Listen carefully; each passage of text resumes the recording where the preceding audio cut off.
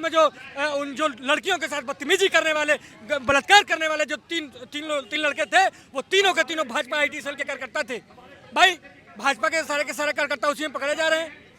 आप बेटी पढ़ाओ, एक तरफ बेटी पढ़ाओ बेटी बचाओ के नाम नारा लगाते हैं और एक तरफ बलात्कारियों का खुलेआम संरक्षण प्रदान करते हैं। 2 करोड़ युवाओं को रोजगार देने का वादा किया गया था, भ्रष्टाचार कम करने की बात की गई थी, महंगाई कम करने की बात की गई थी, मगर जब आम जनता इन सवालों को पूछती है तो उन सवालों से ध्यान भटकाकर लोगों के बीच नफरत फैलाया जाता है, भाई को भाई चढ़ाया जाता है। इसलिए हम लोग ये यूपी जोड़ो यात्रा निकले हैं लेकर। राम राज्य की बात कर रहे हैं, उस राम राज्य की बात कर रहे हैं जहां उत्तर प्रदेश एनआरसीबी के आंकड़ों में महिला अपराध में नंबर 1 है, जहां भ्रष्टाचार में नंबर 1 है, जहां बेरोजगारी में नंबर 1 है। आज देश में 45 साल में सबसे अधिक बेरोजगारी है। आप उस राम राज्य की बात कर रहे हैं। 3 बंदे उनके अभी बनारस में पकड़े गए, उनका नाम उजागर हुआ कि वो बीजेपी के हैं, एक बेटी के साथ बलात्कार किए हैं। उन्हीं के सांसद जो है बेटियों के साथ बलात्कार करते हैं, उन्हीं के जो विधायक है वो बेटियों के साथ बलात्कार करते हैं।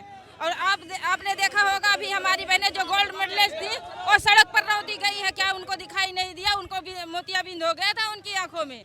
इतनी सुरक्षित है हमारे यहाँ की बेटियाँ, कोई गारंटी नहीं है। वो आज चुनाव है तो गारंटी है, कल चुनाव बीत जाएगा तो कह देंगे वो तो चुनावी जुमला है। राम राज्य की परिभाषा क्या है? राम राज्य तभी आएगा जब हमारे भारत देश में मुफ्त शिक्षा, मुफ्त चिकित्सा और हमारे जो युवा बेरोजगार बैठे हैं यही स्मृति ईरानी हैं। आपको मालूम होगा यही स्मृति ईरानी है जो सिलेंडर का दाम अगर 1 रुपये बढ़ता था तो दिल्ली की सड़कों पर सिलेंडर सर पे रख के बैठ जाती थी। यूपी जोड़ो यात्रा जो है लगातार जारी है। आप कहां से जुड़े हैं इस यात्रा में और क्या मकसद है इस यात्रा? काशी और प्रयाग के मध्य भदोही का रहने वाला हूं मैं, सहारनपुर से जुड़ा हूं, लखनऊ तक जाऊंगा। यूपी जोड़ो यात्रा इसलिए जरूरी हो गई, आज जिस तरह से मुख्य सवालों से ध्यान भटकाकर लोगों को जाति के नाम पे, धर्म के नाम पे, संप्रदाय के नाम पर लोगों को लड़ाने का जो काम किया जा रहा है, जिस तरह से आज किसानों की आय को दुगना करने का वायदा किया गया था, नौजवानों को 2 करोड़ युवाओं को रोजगार देने का वायदा किया गया था, भ्रष्टाचार कम करने की बात की गई थी, महंगाई कम करने की बात की गई थी, मगर जब आम जनता इन सवालों को पूछती है तो उन सवालों से ध्यान भटकाकर लोगों के बीच नफरत फैलाया जाता है, भाई को भाई चढ़ाया जाता है। इसलिए हम लोग ये यूपी जोड़ो यात्रा निकले हैं लेकर। कहाँ राम राज्य की बात कर रहे हैं, वो लड़ाने की बात करी कब रहे हैं? किस राम राज्य की बात कर रहे हैं? राम आस्था का विषय है, हमारे भी आराध्य हैं, सबके आराध्य हैं, मगर राम राज्य में आज यहाँ का नौजवान खुशहाल नहीं है। राम राज्य ऐसा नहीं था जहाँ व्यापारियाँ खुश नहीं है, जहाँ छात्र खुश नहीं है, जहाँ किसान खुश नहीं है। किस राम राज्य की बात कर रहे हैं? उस राम राज्य की बात कर रहे हैं जहाँ उत्तर प्रदेश एनआरसीबी के आंकड़ों में महिला अपराध में नंबर 1 है, जहाँ भ्रष्टाचार में नंबर 1 है, जहाँ बेरोजगारी में नंबर 1 है। आज देश में 45 साल में सबसे अधिक बेरोजगारी है। आप उस राम राज्य की बात कर रहे हैं। ऐसे राम राज्य की आवश्यकता इस देश में नहीं है। देखो रामलला हम विराज रहे हैं, 22 में उसकी तैयारी है और कांग्रेस अलग ही जो है भारत जोड़ो यात्रा के नाम से लोगों को बरगलाने में लगी। भैया रामलला को मोदी जी लेके नहीं आए हैं, रामलला सनातन से हैं, रामलला सबके दिलों में बसते हैं। उनका मुद्दा था मैनिफेस्टो में भैया, अगर उनका मुद्दा था तो कैबिनेट में एक प्रस्ताव पारित करते, सुप्रीम कोर्ट के आदेश से रामलला वहाँ विराजे हैं। ये भाजपा की सरकार की देन नहीं है। और रही बात भारत जोड़ो की बात, निश्चित रूप से इस देश में भारत जोड़ो और यूपी जोड़ो की आवश्यकता है, क्योंकि इस देश को जो सींचा। कहाँ टूट रहा है, क्यों जोड़ने की बात करें? कुछ टूटा हुआ थोड़ी है, ये सवाल करती है वो।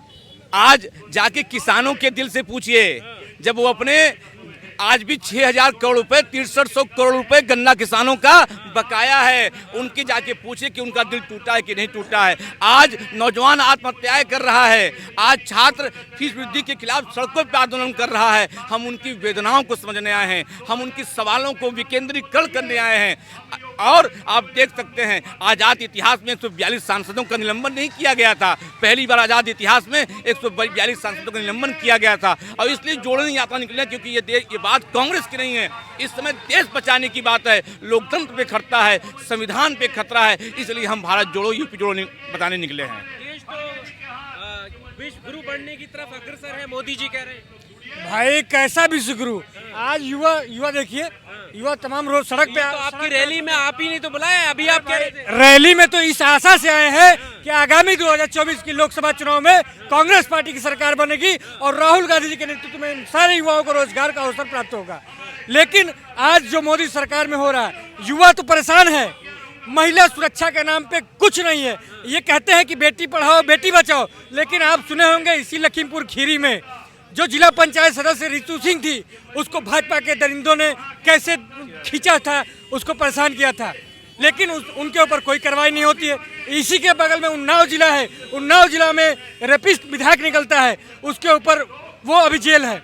लेकिन सबका कनेक्शन कहाँ से होता है? भाजपा से। आप IIT BHU की देखते हैं, हम लोगों ने उसके खिलाफ विरोध प्रदर्शन किया, हम लोगों के ऊपर मुकदमा लड़ा गया, गिरफ्तार हुए, लेकिन आज पिछले दिनों पता चला है कि उसमें जो लड़कियों के साथ बदतमीजी करने वाले, बलात्कार करने वाले जो तीन लड़के थे, वो तीनों के तीनों भाजपा IT सेल के कार्यकर्ता थे।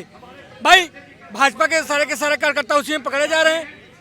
आप एक तरफ बेटी पढ़ाओ बेटी बचाओ के नाम नारा लगाते हैं और एक तरफ बलात्कारियों का खुलेआम संरक्षण प्रदान करते हैं। ज्ञान नाम से मंत्र दिया है अब उन्होंने, मोदी जी ने, कि ज्ञान की बात करो जिसमें अलग अलग फुल फॉर्म बताइए। भाई कौन सी ज्ञान की बात कर रहे हैं? ज्ञान की बात तो यही करते हैं कि 2014 में जब सरकार बनाना हुआ तो कहे कि हम प्रतिवर्ष 2 करोड़ रोजगार देंगे युवाओं को। लेकिन भाई आप बताइए ना, 14 से आज 9 साल सरकार हो गई इनकी, लेकिन अगर रोजगार सही तरीके से दिए होते तो 18 करोड़ को जब युवाओं को रोजगार मिला होता तो आज युवा परेशान होकर ऐसे घूमता नहीं। लेकिन इन्होंने सिर्फ और सिर्फ युवाओं के साथ छलावा किया है और इसके अलावा कोई काम नहीं किया है। इसके अलावा जो काम किया है जुमलेबाजी, फेंकने का काम किया है। चाहे वो राजस्थान में जाके फेंकते हो कि हम 450 में सिलेंडर देंगे, और जब देने की बात आई तो कहा हमारा इससे कोई नाता नहीं है। भाई इस प्रकार से कैसे चलेगा? आज जनता परेशान है, किसान परेशान है, मजदूर परेशान है, गरीब परेशान है, और कांग्रेस को इस आशा भरी नज़र से देख रहा है कि 2024 में राहुल गांधी जी के नेतृत्व में सरकार बनेगी और तमाम जनता को जन सुविधाओं से लाभ मिलेगा। चलिए, मोदी जी जो है महिला सशक्तिकरण की बात करते हैं, कितना लाभ हुआ है महिलाओं को? इतना लाभ हुआ है कि 3 बंदे उनके अभी बनारस में पकड़े गए, उनका नाम उजागर हुआ कि वो बीजेपी के हैं, एक बेटी के साथ बलात्कार किए हैं। उन्हीं के सांसद जो है बेटियों के साथ बलात्कार करते हैं, उन्हीं के जो विधायक है वो बेटियों के साथ बलात्कार करते हैं। और आपने देखा होगा अभी हमारी बहनें जो गोल्ड मेडलिस्ट थी वो सड़क पर रौंदी गई है, क्या उनको दिखाई नहीं दिया? उनको मोतियाबिंद हो गया था उनकी आंखों में। इतनी सुरक्षित है हमारे यहाँ की बेटियाँ। राम राज्य अब आ रहा है, सब लोग सुरक्षित हैं। कितना सुरक्षित है आपको दिख रहा होगा, इतनी सुरक्षित है कि सड़कों पे गोल्ड मेडलिस्ट बेटियां खींची जा रही, घसीटी जा रही हैं।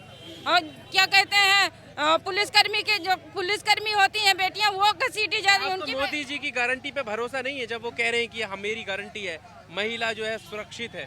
कोई गारंटी नहीं है। वो आज चुनाव है तो गारंटी है, कल चुनाव बीत जाएगा तो कह देंगे वो तो चुनावी जुमला है।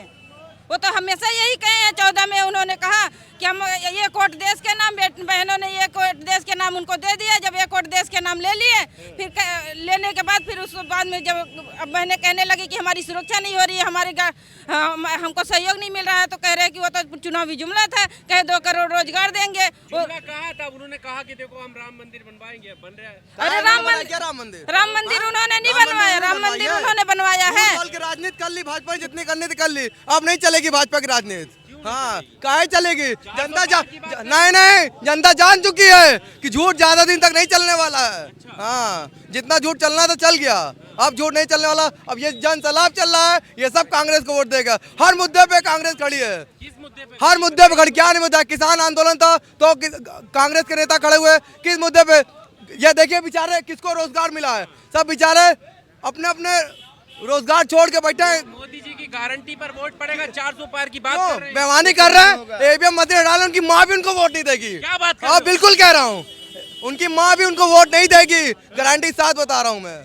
ईवीएम से जीत रहे हैं? बिल्कुल ईवीएम से। ईवीएम हैक कर ले रहे हैं। जब लोगों का मोबाइल एक दूसरा हैक हो जाता है तो उसी जगह से ईवीएम भी हैक कर लिया उन्होंने। समझ रहे हैं ना? अच्छा, ईमानदारी चुनाव करा लीजिए, पता चल जाएगा दूध का दूध, पानी का पानी।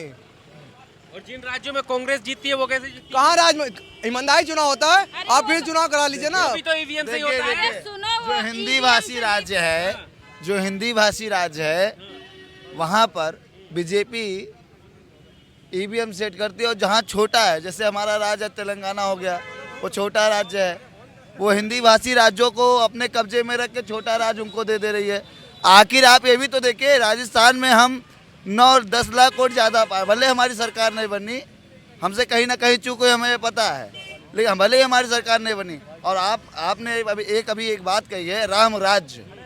राम राज्य की परिभाषा क्या है? राम राज्य तभी आएगा जब हमारे भारत देश में मुफ्त शिक्षा, मुफ्त चिकित्सा, और हमारे जो युवा बेरोजगार बैठे हैं, यही स्मृति ईरानी हैं। आपको मालूम होगा, यही स्मृति ईरानी है जो सिलेंडर का दाम अगर 1 रुपया बढ़ता था तो दिल्ली की सड़कों पर सिलेंडर सर पे रख के बैठ जाती थी। अब 1250 हो गया है, अब वो दिखाई नहीं दे रहा है। अब बाबा रामदेव और अन्ना हजारे तो पता नहीं कहाँ हैं भाई। रामलीला मैदान में बैठते थे, कहाँ गए? अब नहीं आ रहे हैं। 40 रुपये में पेट्रोल दिला रहे थे, अब कहाँ गए भाई? 100 पार हो रहे हैं, धीरे धीरे आ जाओ। ये मुद्दे से भटकाने वाले लोग हैं, ये मुद्दे पे बात नहीं करेंगे। है कि रामलला बन रहा है तो... देखिए, राम सबके हैं, राम किसी के भी एक के नहीं है। राम इस देश में जितने भी लोग हैं, राम सबके हैं। इसके नाम पे वोट तो बीजेपी को जा रहा है। देखिए, मेरा मानना है, अगर धर्म की राजनीति नेहरू परिवार और गांधी परिवार की होती तो काश भाजपा इस देश में दोबारा लौटती, ना लौट पाती। अगर धर्म की राजनीति कांग्रेस करती ना, तो भाजपा अभी तक जो अब इस सत्ता में आके बौखलाहट आ रही है ना लोग की, ये बौखलाते ना। धर्म की राजनीति हमारी पार्टी नहीं करती है, और हम सबको साथ लेकर चलने वाली पार्टी हम कांग्रेस पार्टी में, हमें इस बात का गर्व है।